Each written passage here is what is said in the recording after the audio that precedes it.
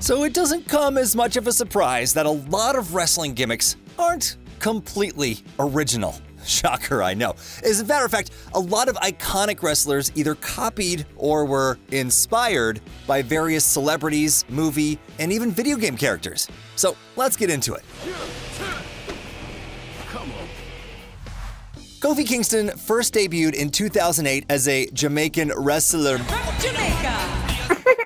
That is not correct. Despite being originally from Ghana and was mostly raised in Boston, Massachusetts, where he liked to park the car in the garage. Hey, you can back there. He's got Smat Pack! The high-flying character was quite athletic and wore colorful outfits, much like Eddie Gordo from the Tekken video game franchise. The former world heavyweight champion revealed, "It's characters like that I like to take from because of how they stand out."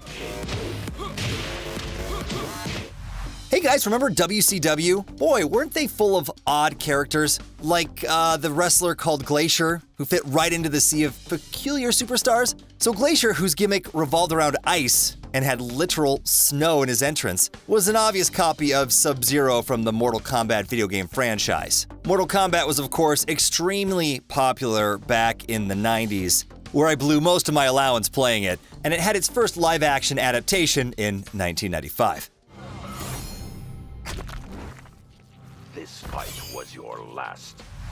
Fast forward to the mid-2000s, where Tori Wilson, Candice Michelle, and Victoria formed a group called Vince's Devils. Now, according to Candice, the team name was born after the trio saw the poster for the movie Charlie's Angels. Okay, guys, not too original there. While the three wrestlers weren't doing any private investigating per se, their sense of fashion seemed to resemble the film. Charlie's Angels, starring Drew Barrymore, Lucy Liu, and Cameron Diaz, was a commercial success when it was released in 2000. I was like, we're not Charlie's Angels, we're Vince's Devils.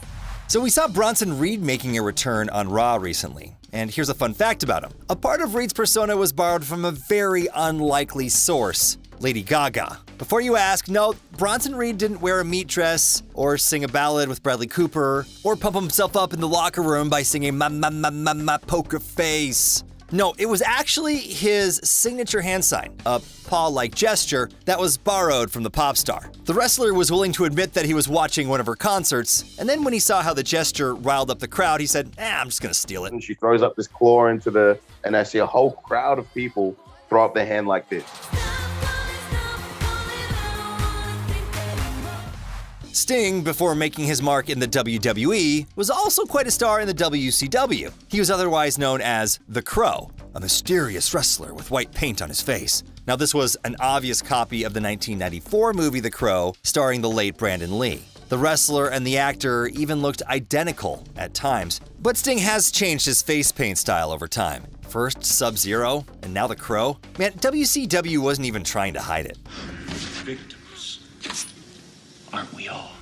Now, when Lana first debuted, she was the manager of Rusev and was otherwise known as the Ravishing Russian. While this hasn't been confirmed, many fans call out the resemblance between the superstar and Lyudmila Drago from Rocky IV, member of the Soviet Union and Ivan Drago's wife. Not only were their accents similar, but also their fashion sense and overall role in their respective stories.